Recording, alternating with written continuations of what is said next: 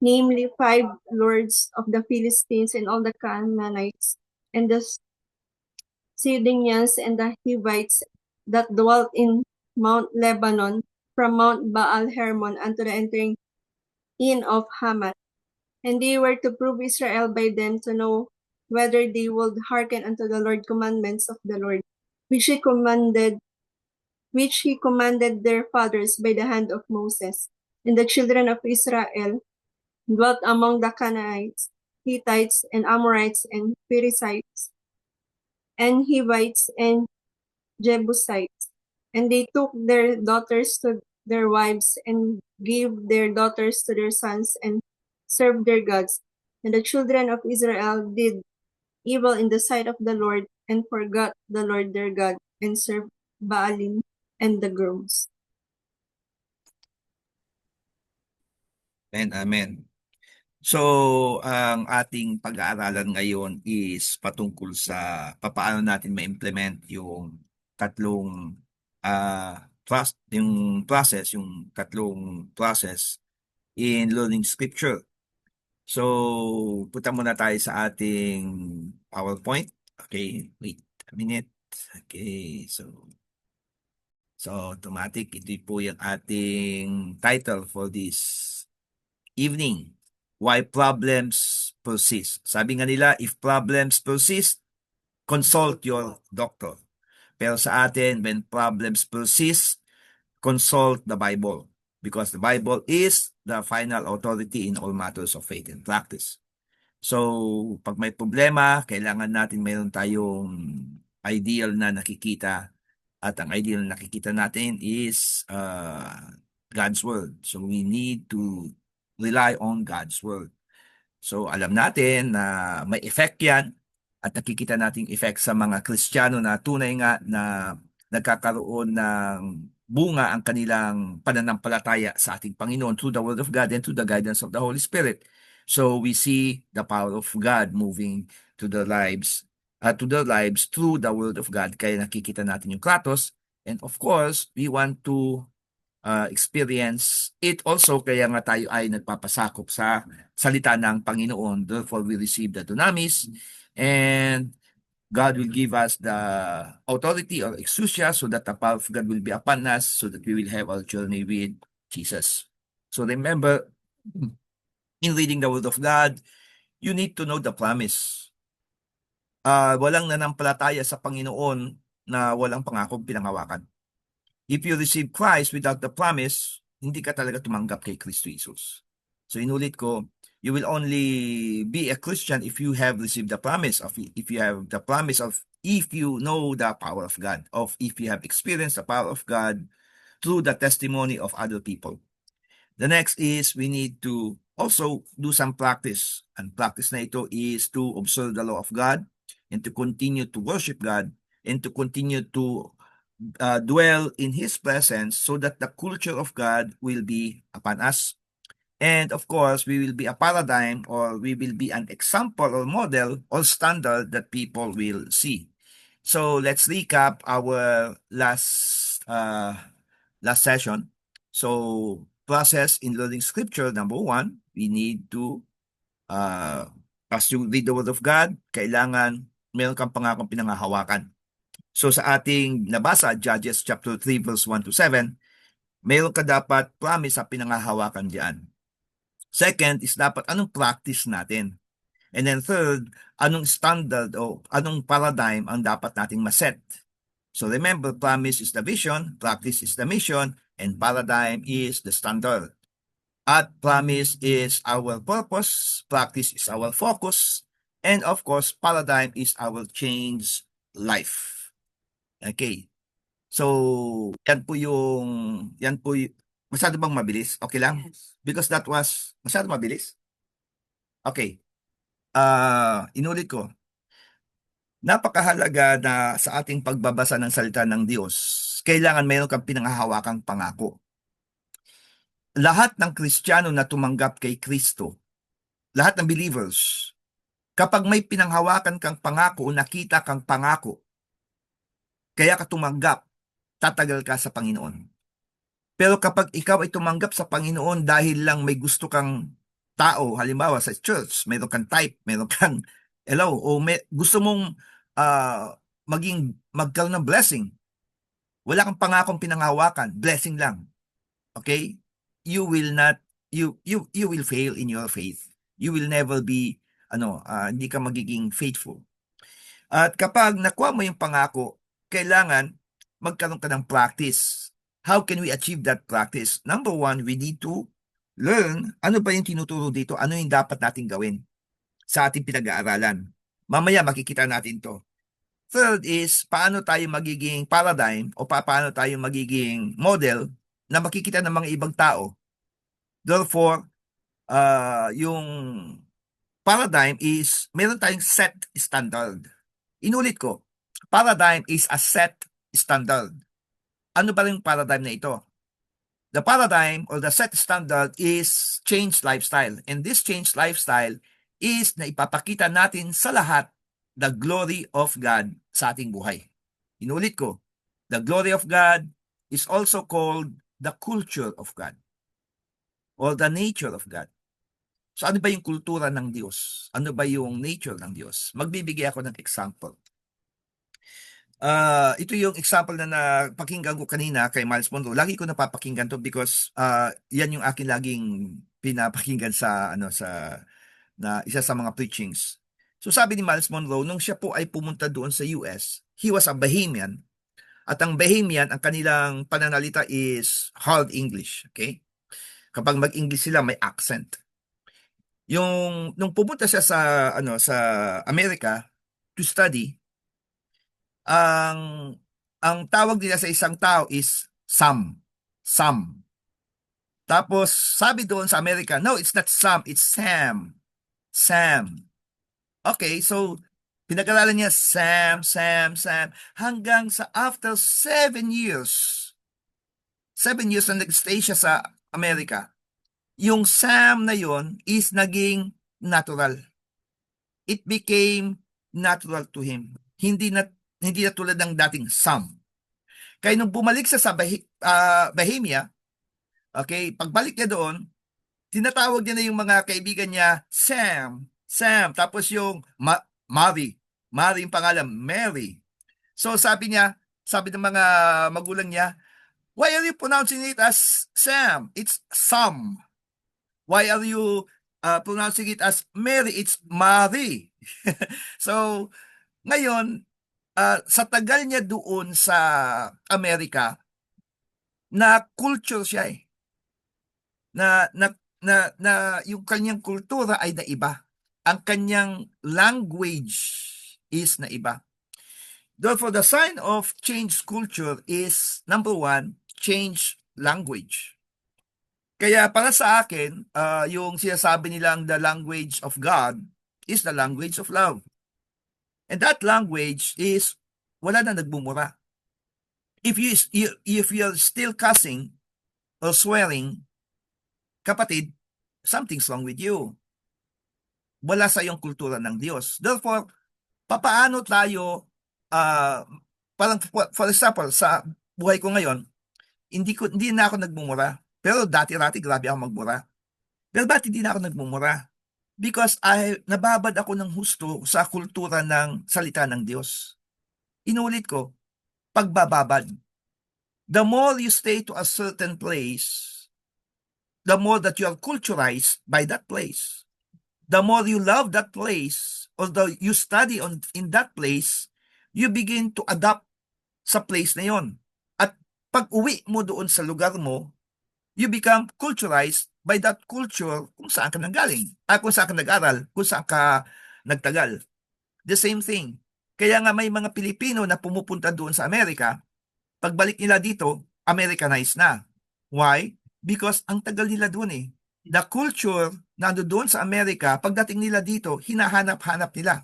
For example, alam ko si Mama, saan si Mama? Ayun si Mama, tsaka si Papa. 6 years silang doon sa Hawaii. 6 years. Pagdating nila dito, sinundo namin, ang unang napuna kaagad ni Papa is yung CR. So sabi niya, bakit kayo CR dito? Bakit ganun ka? Ang dami niya nasasabi. Na-culturize siya. Pero dati-rati, Maski saan pwede siya eh. Strike anywhere eh. So ngayon, na-culturize siya. Dahil nagtagal siya doon for 6 years. So kaya, kung gusto mong matanggap ang kultura ng Diyos, magtagal ka sa salita ng Diyos. So that's what the Lord is trying to say to us. Okay? So now, punta tayo dito sa ating na pag-aralan. So, any question about that? About the paradigm, about the standard or the culture? Wala. Clear. Klaro. Okay. Now, punta na tayo dito sa Judges chapter 3, verses 1 to 7. So, I'm just going to summarize this one. Ito yung point na ang mga Israelita ay namumuhay na noong time na patay na si Joshua. At dito, they began to serve other gods. They began to, kumbaga, turn away from God and serve other gods. So dito natin makikita that serving God is different from loving Him. So if you serve God and you don't love God, pag namatay na yung taong tinitingala mo, mag-iiba ka. The same thing sa church. For example, meron kaming, nung tayo pa dating ando dun sa kabilang organization, ang isang hinahangaan kong pastor, si Bishop, sabi nila mag-retire siya pagdating ng 60. So sabi ko, sinong papalit sa kanya? Walang nakakuha ng vision. Kaya sabi ko, mukhang mabubuwag ito, mukhang masisira ito. At kaya nga kaya yung sinasabi ko na anong mangyayari. So kapag ang isang tao is nakatingin ka lang sa halimbawa sa akin, nakatingin lang ako sa bishop, nagkakamali ako doon. So paano kapag nawala siya? Ano mangyayari sa buong organization?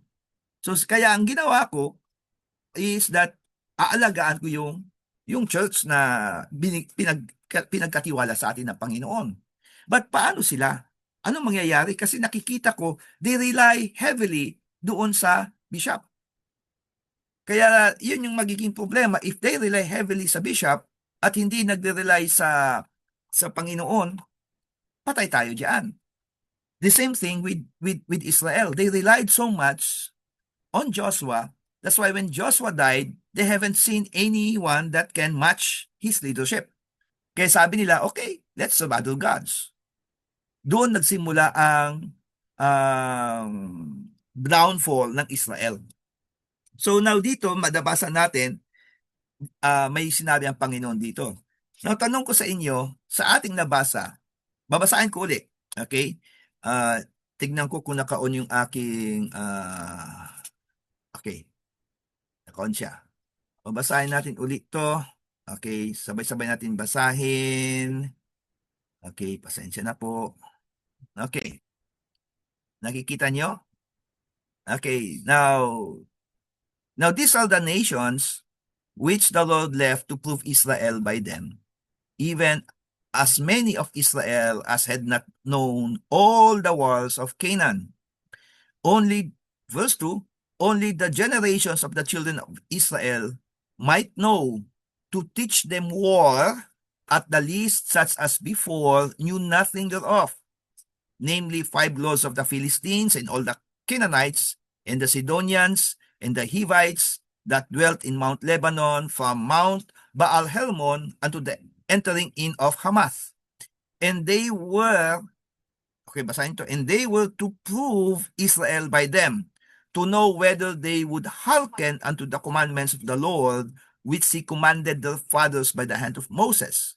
And the children of Israel dwelt among the Canaanites, Hittites, and Amorites, and Perizzites, and Hivites, and Jebusites, and they took their daughters to be their wives, and gave their daughters to their sons, and served their gods. And the children of Israel did evil in the sight of the Lord, and forgot the Lord their God, and served Baalim and the groves. Now, what's the promise? What's the promise? Sa nakita natin doon? Anyone? At least, as much as, bigyan ko kayo ng clue. Verse 1 and verse 2, makikita nyo dito ang promise. Now take note, kapag kayo po ay nagbabasa ng scripture, minsan, it's not the words itself, it's not the sentence, it's not the phrase, or even not the passage, but what the passage is trying to tell us. Ano ba yung sinasabi ng passage sa atin? Inuulit ko po, the word Trinity is wala sa Bible. The word Great Commission is wala sa Bible. But ang Bible is defining Trinity and defining the Great Commission. Okay? So, yun. Papaano, ano yung promise na nakikita nyo dito? Ano nakikita nyo? Tignan nyo sa verse 1 and verse 2. Okay?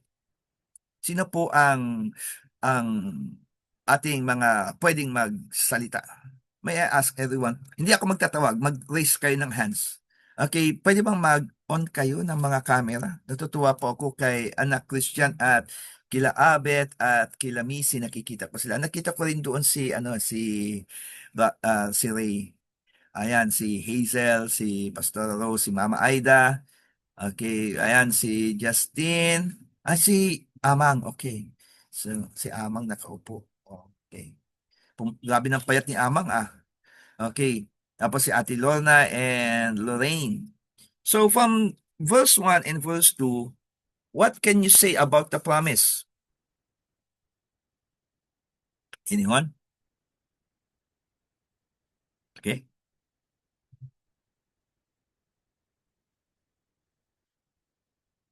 Okay, so sa ngayon, sa susunod, gagawin ko, ibibigay ko na ng maaga yung chapter para at least pag-aralan natin. Okay, sa ngayon, ako muna kasi medyo para hindi tayo magtagal. So, ano makikita natin dito? Sabi niya, these are the nations which the Lord left to prove Israel by them. To prove Israel by them. Inulit ko, para ma-prove ang Israel through them. Okay, yung by them means through them. Okay? So, even as many of Israel as had not known all the wiles of Canaan. Because hindi lahat ng mga Israelites ay nakakaalam sa giyera.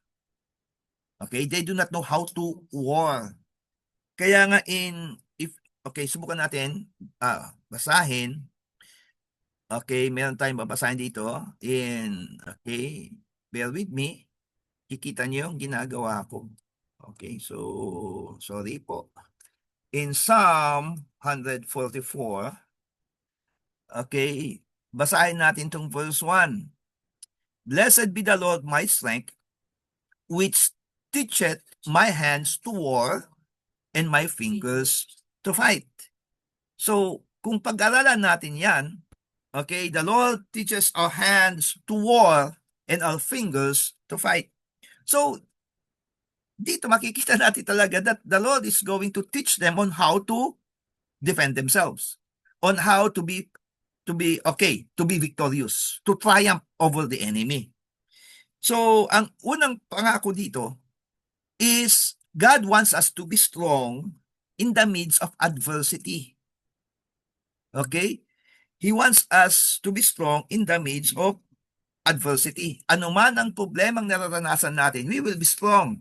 We will know how to fight or defend our life, defend our family, defend our faith. So napakahalaga nito. So yan yung isang pangako na dapat ninyong panghawakan. Kasi yan yung common na tanong. Pastor, bakit grabing problema ang nararanasan ko? Tumanggap ako sa Panginoon para makalaya sa problema. Bakit ang dami kong problema? Bakit grabe ang nararanasan ko? Why? Because the Lord allows it. The Lord wants to prove through the adversities, through the problems, kung ikaw ay magiging faithful or not. Okay, faithfulness is this. Meron akong napapanood o nabasa regarding sa isang tao na sabi niya, I will be faithful sa aking asawa. And then, no siya po ay pumunta sa ibang lugar, okay, ang daming nagtutugso-tugso sa kanya kasi gwapo nga siya, talented pa. Kaya ang dami. So sabi niya, wow, ang daming sexy dito. Wow, grabe, grabe. Kaya yung sabi, "O tukso, layuan mo ako." Lumalapit sa kanya dahil sobrang gwapo niya. Alam niyo ginawa niya? He remained faithful. Hindi niya pinatulan 'tong mga 'to. Nagtimpi siya. Pero tandaan natin, all these problems will come to you because you are attractive. Therefore, as Christians, we attract negative things. Inulit ko, we attract evil. Why? Positive attracts negative. That's the law of magnets. The law of magnetism. Therefore, as Christians, we attract wickedness. At hindi tayo dapat nagiging wicked to repel them. No, we don't. We have to continue to be faithful so that anuman ang wickedness na napupunta sa atin, we will triumph. Kaya ito yung isang pangako, to be strong in the midst of adversity, and the second is to triumph over adversity. So iba yung strength, iba yung triumph. You can be strong, but you can never be triumphant. So not all people that are strong can be triumphant. So you need to be faithful. So yung una, strength. Strength mo sa faith mo, spiritual strength, physical strength, emotional strength, kailangan mo yan. So napakahalaga, that's the promise. Okay, the promise. Meron pang mga promise dito na makikita natin pero hindi nakasulat dito, pero makikita natin sa practice. Ito po ay nakasulat sa mga past chapters or even the past books. So nakita natin dito that not all of Israel knows how to fight. Okay? Now, tignan niyo maigi in verse 2. Only that the generations of the children of Israel might know. Anong know? About war.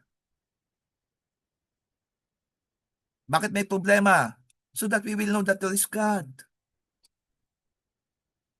Bakit sila nagkaroon ng problema ganito? Pag-aralan nyo. Ginagawa nyo ba assignment nyo sa Judges? Yes.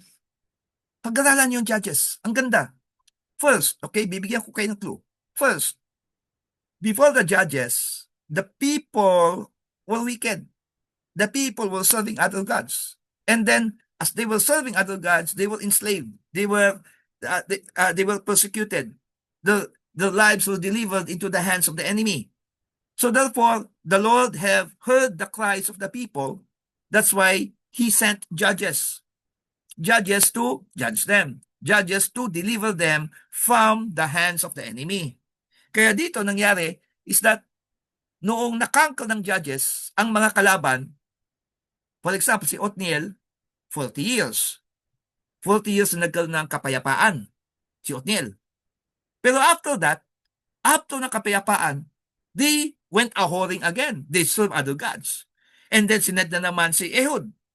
And then si Ehud, okay, nagkaroon ng peace for 80 years. And then after 80 years of peace, of prosperity, they become wicked again. They began a-whoring, and so on and so forth. That was the process that happened sa isang tao na hindi niya tinitignan ang problema. At tinitignan niya prosperity. If you keep on looking at prosperity, you will fail.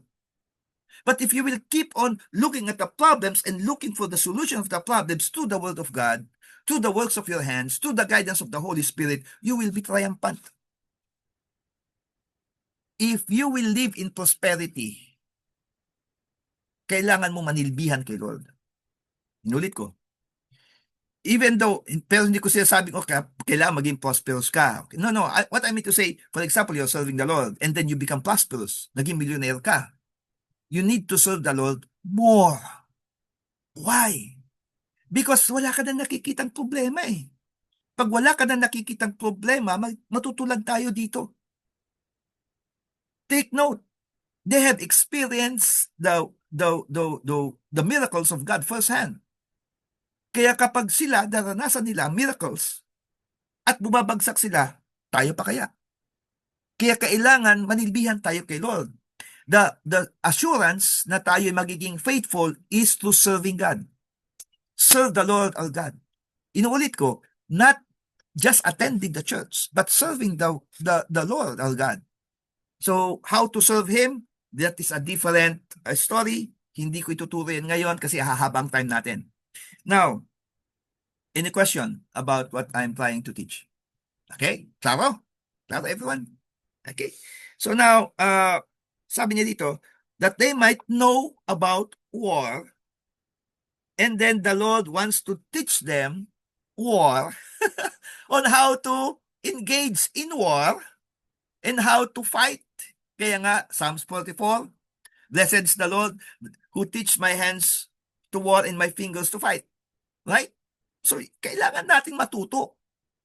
Inuulit ko, sabi nga ng Panginoon, He is sending us, we must be as wise as serpents, but gentle as doves. So ano yung ibig sabihin ng wise as serpents? Kailangan nating matuto kung ano yung nangyayari sa mundo.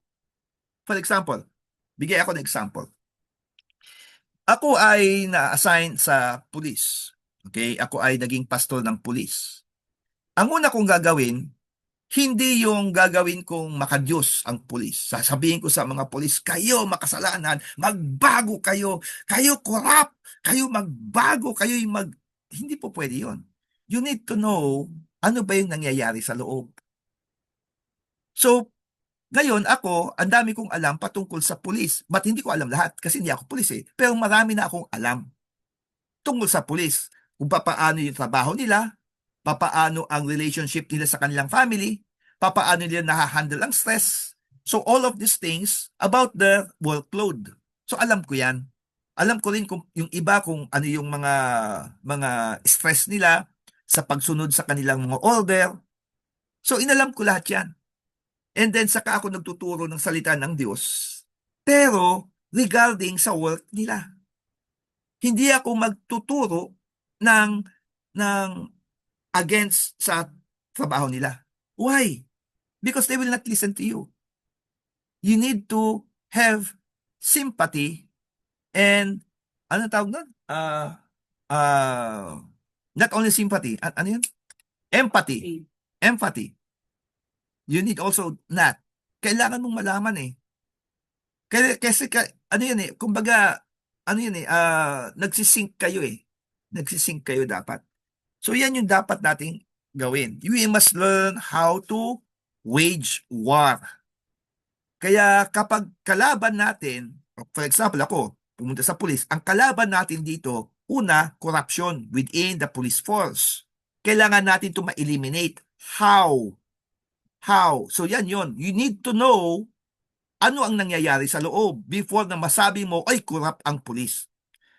Second, you need to defend the people doon sa loob that you are representing. And third, you do not win them to your church. Pag-aralan natin si Daniel or even Joseph. Si Joseph, naging ano ba? Naging Hudyo ba ang naging Judaism ba ang Egypt? The answer is no. Hindi niya pinilit ang kanyang religion. How about Daniel? Pag-aralan natin. Did Daniel, kasi yan yung nangyayari sa atin, yan yung nangyayaring mali sa katuruan natin. We keep on pushing the word of God na yung ibang mga tao, they're also pushing back. Kailangan mong maipakita yung tinatawag mong sympathy, that you are the answer to their prayers. Hindi yung ikaw yung isang magdadagdag sa stress nila. Yung mananalangin sila na, Lord, meron pumupunta dito, pagpe-pray ako, ilan namang gagawin niya, hindi man lang niya ako kumustahin. Laging prayer. Dapat kumustahin niya rin ako. So hindi yan. Alam niyo po ba yung isang naging problem ng ibang mga churches sa Amerika is that sa sobrang busyness nila, nakakalimutan nilang hanapin yung mga taong absent doon sa loob ng kanilang simbahan. Take note, this is not an American church. This is a Filipino church in a Filipino community. Now, a certain person, and this guy was a white man, American, white guy, umattend doon. At doon, hindi na siya nakaka-attend. Dahil yun ay Filipino community, Filipino church. Hindi nila pinansin. Pero yung papa ko, napansin niya, ba't nawawala si brother? So siya lang, sa lahat ng mga membro doon, si papa lang ang nangumusta. Why? Because yun yung passion. Yun yung nawawala talaga sa atin. Passion. Take note, yung wag mong ipupwersa yung isang tao na magbago. For example, wag ka nang iinom. Kasi wag mong sasabihin yun, kapatid. O wag ka nang maninigarilyo. Wag mong sasabihin yun. Hayaan mong si Lord ang magbago sa kanya. Why? For example, alam na, wag ka nang magkasala. Wag kang magkasala. Wag kang magkasala. Kapatid, alam natin yan. Ano dapat natin gawin? Ipanalangin natin ang bawat isa that the strength of God will be upon them for them to know na yung pag-iinom, paninigarilyo, at yung higit sa lahat, yung kasalanan is nakakasama sa kanila. Amen. Pati nga yung pagmumura. Okay? Ang pagmumura ay hindi ko sinasabing, huwag kang magmura. Hindi, ngingiti lang ako. Why? Because that's their culture. You want to invite them to your culture. How can you invite them? How can you triumph over them? Yun yung mga strategies na dapat nating pag-aralan. Okay? So, iba yan. That's evangelism. Okay, tuloy natin in verse 2. At the least such as before knew nothing thereof. Because Israel, okay, only the man of war knew about war. But the women and children never knew war. Because naiwan sila at the other side of Jordan eh. Ang pumunta lang doon sa Canaan, sa Promised Land na mag-conquer mga warriors. Ang naiwan yung mga kababaihan, mga bata. Kaya yung mga nagsilakihan na doon, they know nothing about war. Kaya nga after Joshua, nung namatay na si Joshua, namatay na rin yung mga warriors, they know nothing about war. They know peace. Yan yung nangyayari, problema sa atin. Pansinin natin, okay? Wala namang pulis dito, no? Okay. Pagdating ng gyera, ang mga pulis, mga sundalo, matitikas yan, mga macho yan, warrior. Pero because of peace, nako po, alam mo yung baboy na inaalagaan mo, malapit mo ng litsunin yung iba eh. Tama? The same thing with us. Because of the peace that we receive, nakakalimutan natin na manilbihan sa Diyos. We begin to be complacent. Nagiging complacent tayo eh. Okay? So, wag, kapatid. Push on to be faithful, but do not push your ideals. Do not push your ideals, but push the word of God through the witnessing of your life. Amen. Okay. So yan yung promise na dapat natin panghawakan. Okay? So ano yung practice natin? Ang practice, kapag makikita natin dito, is in verse 4. Ang sabi dito ng salita ng Diyos, and itong day na to, itong nations na ito, were to prove Israel. Okay? To know whether they would hearken unto the commandments of the Lord, which he commanded their fathers by the hand of Moses.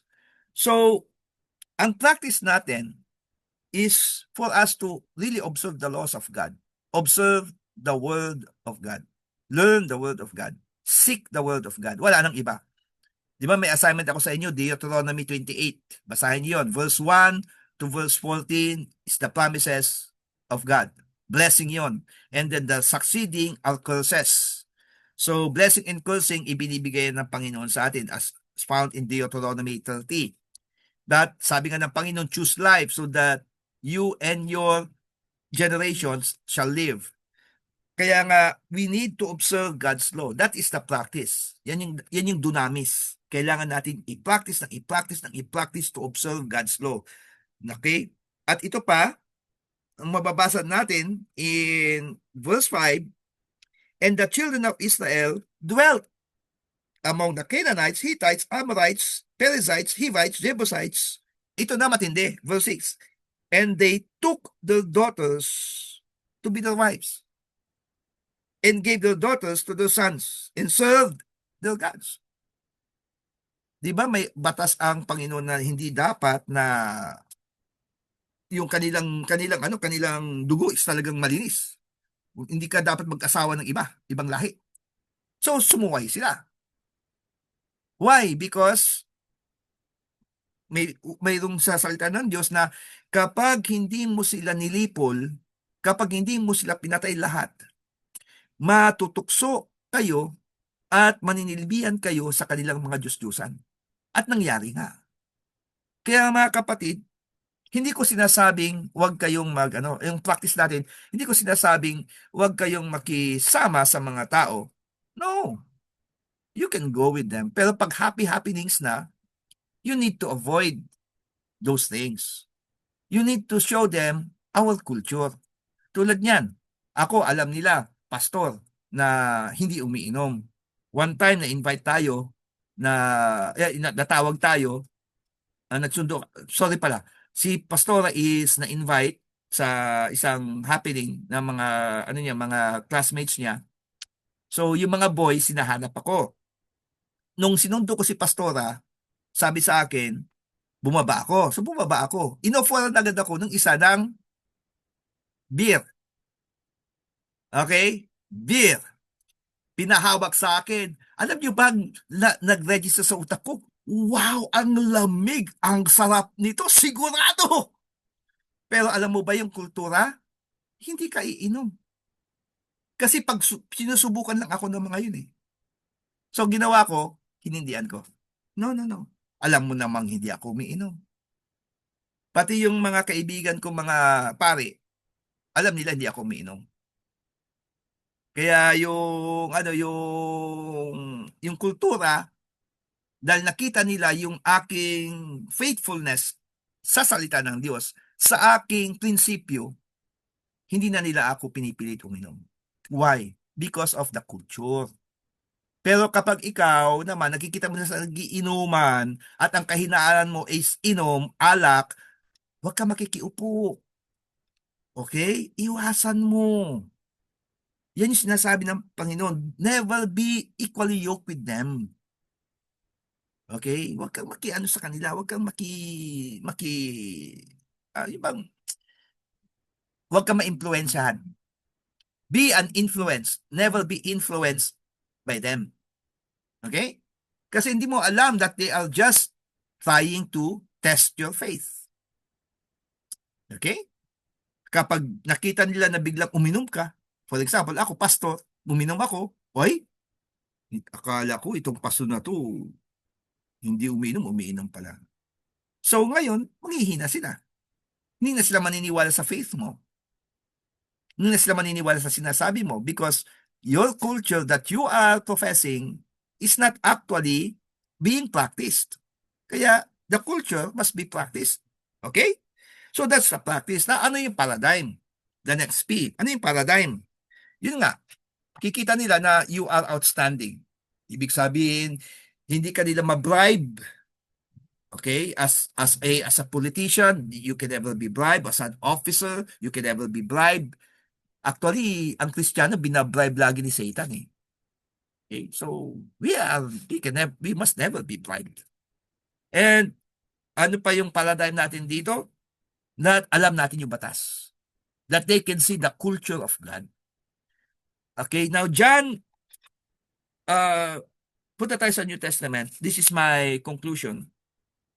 In John, chapter 1, okay, I'm still using my Bible. Okay. Sira na. Sira na. Okay. But malinis. Malinis ang Bible ko, hindi ko sinusulatan. Okay? Malinis ang Bible ko. Never ko sinusulatan yan. Ano susulatan ko? Notebook. Okay? Kasi hindi magkakasya dito kung magsusulat-sulat ako dito eh. Okay? So, kung nagsusulat kayo sa Bible nyo, your choice. Pero ako, my Bible is malinis yan. Okay? John 1:14. John 1 to 3 muna. In the beginning was the world, and the world was with God, and the world was God. The same was in the beginning with God. All things were made by Him, and without Him was not anything made that was made. John 1:1 up to 3. Now verse 14. And the Word was made flesh and dwelt among us, and we beheld His glory. And we beheld His glory. Ano yung glory? Nature. That sa Hebrew, kabod. It's His nature or the culture. And we beheld His glory or the nature as of the only begotten of the Father, full of grace and truth. So, dito tayo magtatapos before I will open for any questions. Ito yung dapat na nakikita ng mga tao sa atin. The nature of God. The culture of God. Kaya makikita mo ang tao kapag matagal na talaga sa salita ng Diyos eh. Nagbababad. Makikita mo yun sa pananalita niya. Na ipapakita nila sa action at reaction nila. So these are the ways wherein you can really see whether a person is a Christian or not. Amen. On how you react. Your conversation will define who you are. Conversation is two-way. Two-way communication yan. That's conversation. Okay, communication is one way. Okay, for the sake of sa mga hindi pa nakaano noon, communication is one way. Kaya nga, prayer is a communication, not a conversation. Reading the Word of God is a communication. It's not a conversation. Once you pray and you read the Word of God, that's the conversation because it's a two-way communication. You speak and you hear. Okay? So, inulit ko po, ang conversation natin sa Panginoon is dapat always two-way. Pero mas maganda, mas maraming pakikinig kaysa pagsasalita. Amen. Mas gusto kasi ni Lord na nagsasalita siya eh. Mas gusto niya na nakikita sa buhay natin ang kanyang salita. Kaysa yung reklamo tayo ng reklamo, salita tayo ng salita, hingi tayo ng hingi, nagiging genie tuloy si Lord. Okay. Lord, gusto ko nito, gusto ko niyan, bill mo ko nun, bill mo ko niyan. Ha? Ganun. So, hindi pwede. God is not like that. God is giving us His word for us to be triumphant. Amen. Okay, open comes to all and ask questions. It's time for the class. Okay, sige anak. Anak Christian. Opo, regarding kasi dun sa practice natin, nakarelate lang ako kasi parang kahapon nag-attend ako ng birthday party. Yung mag-asawa sila and then may anak nga sila, yun, na-invite nga po ako. Tapos, nakuan lang ako kasi yung asawa niya, nag-accept na-baptize siya nung summer camp namin. And then, parang, nakuan lang ako kasi nag-offer yung asawa, naglagay ng alak doon sa table. Pero ang pinagtataka ko lang, hindi siya nag-invite ng mga Christian, I mean like taga-church namin na may mga anak din. Pero ako, actually, ang ganito po yung nangyari eh. Kasi parang may nasa-sense ako. Kasi parang yung kaibigan ko si Lynn, yung tinataniman ko po, hindi pa syempre totally na nakatanggap. So, ngayon, nakilala niya yung kaibigan ko at in-invite yung kaibigan ko na mag-attend sa birthday ng anak niya. Pero ako, hindi ako totally in-invite. Kaya nung sinabi sa akin nung kaibigan ko na, "Uy, punta tayo sa birthday ng anak ni Joy." Joy ang pangalan po niya. Ngayon sabi niya, pero sa akin naman siyempre ayoko naman pumunta na hindi naman ako na-invite, 'di po ba kahit naman sino, nasa Bible 'yan. So sabi ko, "Hindi naman ako na-invite," sabi kong ganyan, kaya ayoko pumunta. "Ikaw na lang baka kako gusto makipag-bonding sa'yo ni Joy," sabi ko na lang na gano'n sa kanya. And then later on, yung Joy po, nag-message sa akin na, "Ate, Christian, punta ka, in-invite ko si Ate Lynn." Sabi niya, "Baka gusto mong sumama." That means to say, hindi yun yung form of invitation, parang baka, di ba? Iba po yung invitation na yung baka. So, that means to say, hindi ka talaga i-invited. Parang gusto ka lang isama dahil ganun. Pero sabi ko, sige, parang to be fair, sabi ko, nagdadalawang isip ako, pero to be fair, sabi ko, kasi Christian nga tayo, o sige, samahan ko na lang yung kaibigan ko, kaya kahapon napunta. Kaya lang, parang doon ko lang nakuha na parang kasi yung most of the visitors, hindi yun mga Christian for sure. Kasi iba-ibang lahi nga po, tapos wala akong nakitang mga ka-church namin. Kaya dun ako, tapos bigla siyang naglatag ng alak. So dun yung ano ko, yung question ko po dun tay, kung I mean like Christian yung babae, yung lalaki tumanggap na rin po. 'Di ba, ano po yung ano nun, kung bakit okey lang po ba na nag-o-offer ka or alam mo yun, parang ikaw ang nagpapanimula, parang gano'n, 'di po ba tay? Ah, regarding doon is kanino niya ino-offer? Sino naglatag? Yung Yung lalaki o yung babae po, babae? yung Babae. babae po yung asawa, oo. Kanino niya? Yun yung Christian, Okay. yun na yung Christian talaga. Pero ano siya, baby Christian pa. Hindi, Christian na po talaga siya, mas nauna siyang nakakilala since nung nasa Pilipinas pa siya, Yun Christian yung na po Joy. siya. Oo, yun yung Si Joy. Yung Joy. asawa niya, yun lang yung last Oh. month lang na na-baptize. Yung asawa pa niya, actually, may miracle sa buhay niya. Dati yan, minamak niya ang mga Kristiyano.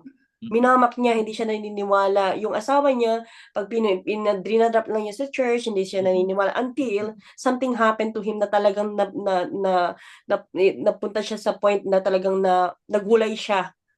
It was only a miracle through his faith na sabi niya nung nag-testify siya na parang kung totoong andiyan ka, kung totoong ikaw ay Diyos, sabi niya, I will give my life to you kapag ako napagaling mo. Which is talagang napagaling siya. Talagang parang doon ako na-amaze kasi ang ganda ng ginawa ng Diyos sa kanya, nagpatotoo ang Diyos sa kanya na you shall not mock me. Pero doon lang ako na kung talagang sila, yun lang, question ko tay, bakit kailangan nilang mag-offer I mean like, sila ang Kristiyano, we have to practice it, we have to be the model, di po ba? Oo. Parang yun. Meron tayong sagot yan, anak. Unang-una, the Opo. culture of that place, the culture ng lugar na yan. For example, may mga pastors talaga sa ibang lugar like sa malalamig na lugar that they drink because para Mm. mapaglabanan nila yung lamig. Second is yung katuruan ng pastor nila. So, ano ba yung turo ng pastor? Kasi yung kultura kasi tinuturo yan. Culture is in accordance to law. So, ano yung law na naituro sa kanila or statutes na naituro sa kanila through the word of God. Parang, Sige mm, na. Sige parang na. para po sa akin, parang the same as sa atin kapag, kung you know the word, you should not, like, you should not do the initiative of offering this. Kasi wala akong nakikita sa mga ka-church ko na umiinom. Wala Mm. po talaga. Pero Kahit yung si, pastor na, pero si Joy oh, is ka-church nyo. opo, ka-church. Oh, okay. So, either it's siguro, para sa akin, it's not in defense for her, but kailangan din nating judge righteously kasi sabi sa Matthew 7 verse 1, uh, don't judge lest you be judged. But sabi sa John 7:14, judge righteous judgment. So, in accordance sa righteousness, kasi ang alak naman kasi, it will not bring out righteousness. Okay? Ang Mm, excess na alak, yun ang, yun ang masama. Okay? Yun yung mm, maghihinder sa righteousness. So, kumusta naman yung inuman? Halimbawa, nag-ano sila? Kasi parang sa church, I allow them to drink wine. Okay? Sa mga leaders sa yeah, church, I allow wine, them to yes. drink wine, but not Opo. alcohol. Okay? Yeah. Pero depende kasi 'yan sa kanilang sa kanilang faith, sa kanilang belief, sa kanilang culture. But take note that drinking will not affect your salvation. It will not affect your salvation. Drinking will affect your witnessing, yung pagwi-witness mo. Pero kung ang pagwi-witness, kasi ganito yung anak, if I'm going to witness sa ibang mga tao, okay, ang nadadapa is unbeliever. Ang nadadapa is unbeliever. Nagkakasala ako. Pero kapag ang nadadapa is believer, nakama anak. Opo, So, opo. dapat ang way na ginagawa mo is that hindi mo naapektuhan yung unbeliever. Unbeliever kasi ang dapat nating wini-win dito. Second is, hindi rin natin dapat binabagsak yung pananampalataya ng mga baby Christians. Kaya kapag yung kasama mo si Lynn na-offend dahil doon, doon siya magtataka. Kasi nga baby Christian pa siya. Pero ikaw anak, because you are already mature Christian, you have to really, kumbaga, understand. Yung pang maiano mo siya eh. Kasi we are not saved by being yung tinatawag by works. We are not saved by works. Our salvation is by heeding the laws of God. So sa salita naman kasi ng Diyos, kung babasahin talaga natin, wala talaga nakasulat na huwag kang uminom. Ang wag uminom sa batas ang sinasabi ko, batas, kasi ang law is from the Pentateuch, Torah. Ang nakasulat na bawal uminom is dito sa New Testament, which is bawal ang uminom ang mga pastor. Bawal tumikim ang mga pastor, ang mga bishops. So ito yung mga kasi they are the ones representing. Opo. Yeah. So pero may pero pa rin ako. Yung kultura nga eh. Kapag natuto lahat ang kultura na hindi iinom, hindi na iinom 'yan. Kaya nga may mga leader, may mga membro pa rin tayo sa church na naninigarilyo. Meron tayong membro sa church na umiinom, pero never nila ako narinig, bawal ka uminom, bawal ka manigarilyo. Bakit? Because hindi ako yung Diyos.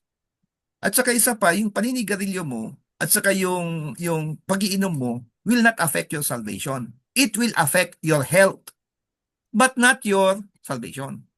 So, yun yung ano ko dito ang ano ko lang is that we have to pray for them na magkaroon sila ng tinatawag na pagtanggap sa kultura ng Diyos.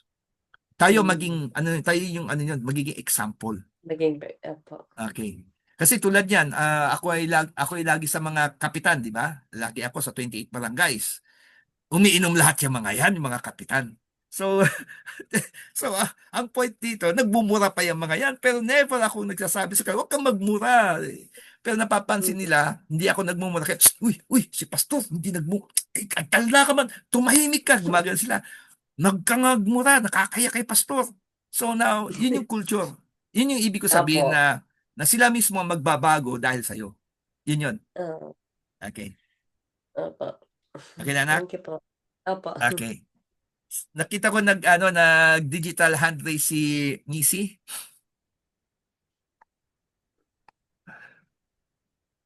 Pastor, naano lang ako. Kasi di ba Ah? yung gesture po na ganun po kasi.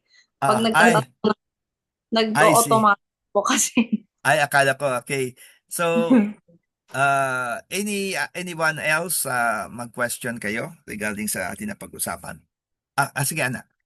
Sige, anak. Ano din, regarding din sa pananamitay, but although na-explain niyo sa akin, it depends on the culture, sabi niyo nga kasi, di ba nga dito, hindi, ang karamihan sa nakikita ko sa mga churches dito, hindi sila sa mga damit. So it's okay na sila pumupunta na naka ganyan, meron yung iba naka-shorts lang. Although hindi naman siya yung super short, tapos yung talaga namang lang siya above the knee. And then yung iba may mga nakalabas yung mga tipong gano'n po. So, ano po yung depende po ba talaga sa culture yun? No, Kasi kahit no, sa no, no, Macau no, yung no, no, no.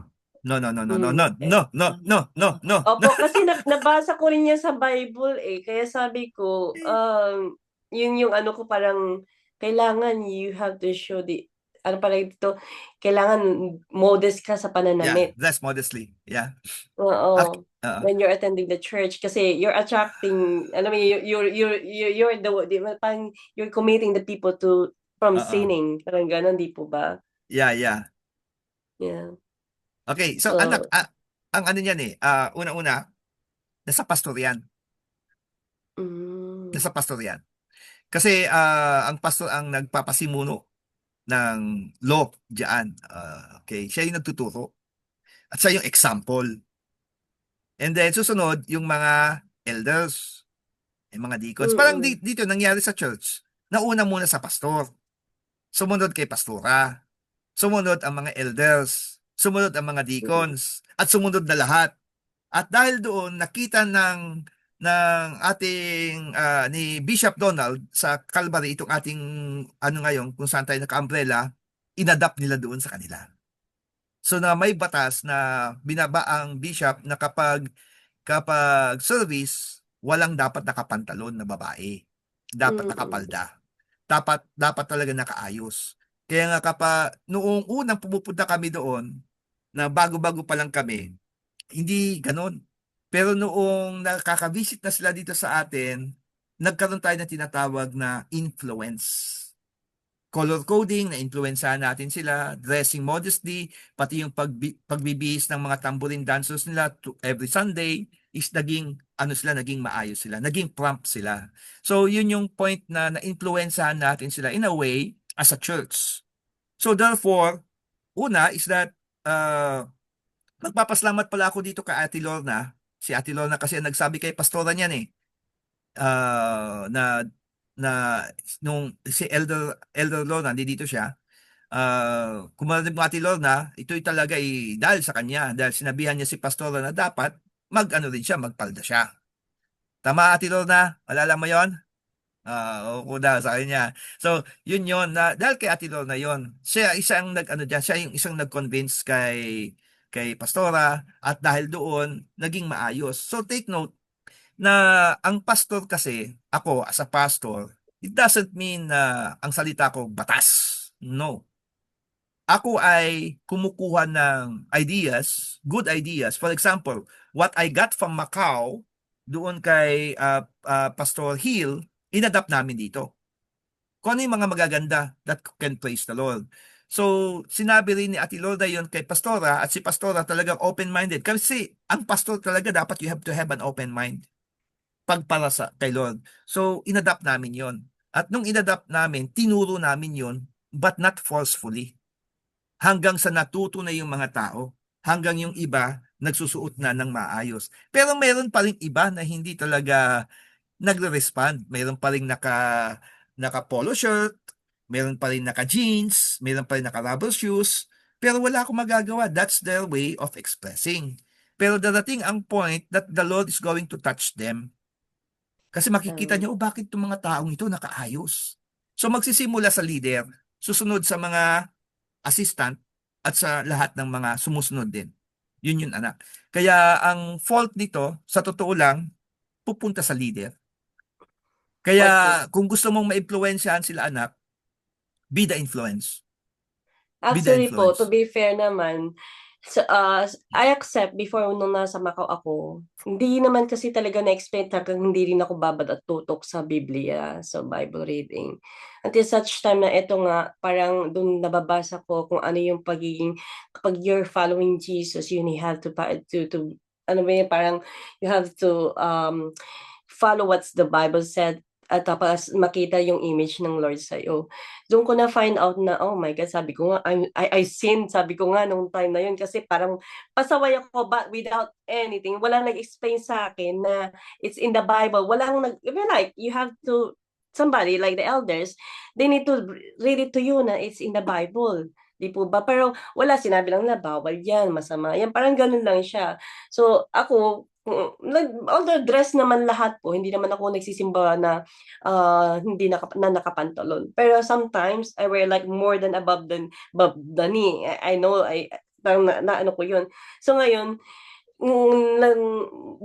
sa mga churches ngayon, ang ginagawa ko talaga kasi nabasa ko na you can really enter into the church na hindi ka naman lalaki, why do you need to wear pantalon, 'di ba? Kailangan talaga yung ano ka, modest ka. So from that time na nag-start ako na attend diyan sa Eljor, palaging dress ang suot ko. Pero may napansin ako dati na parang isang nakapantalon, ngayon nagde-dress na siya. Parang nakikita na nila yung parang kumbaga yung ano mo sa akin na nagiging influence ako sa kanila na ito yung dapat. Alam niyo pa yung parang ganun. Doon naman ako thankful. Okay, share ko lang anak ha. Okay. Nakikita niyo to? 1 Timothy chapter 2 verse 9.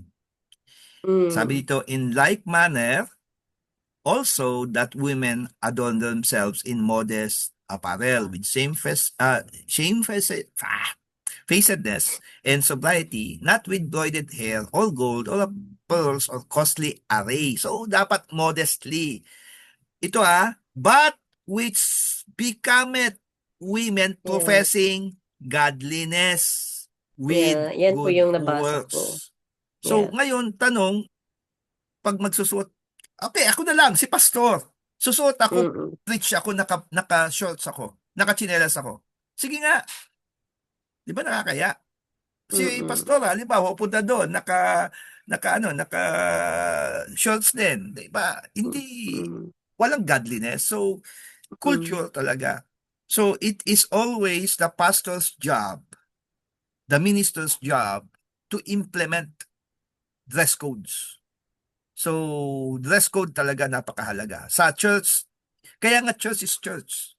Kasi Mm-mm. kapag, Pati nga po yung, sorry po.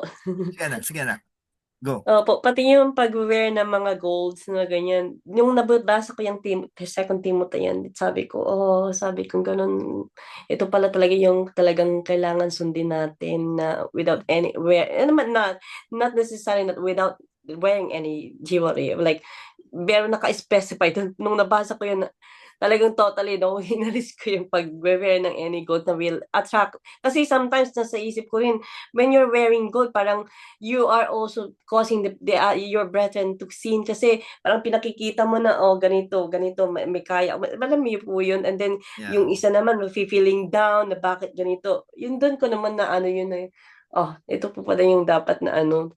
Yun naman ako nag-start na wala na talaga and to live like simple talaga. Simple.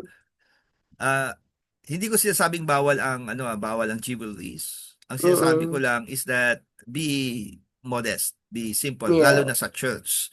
Pero sometimes sa ibang mga occasions, like for example, na-invite ka sa mayor, sa o kailangan mo magsuot ng maayos. Ganun. Pero para sa akin kasi, the more modest you are, the more that you are godly. Yeah, totoo po yun. Thank you Okay. po. Okay, anak. Anything else, mga kapatid? Okay, si Pastora daw may sasabihin. In relation dun sa sinabi mo, anak Christian, when Elder Lorna, bali sinabihan ako dahil sa pagiging pastora ko, it took time.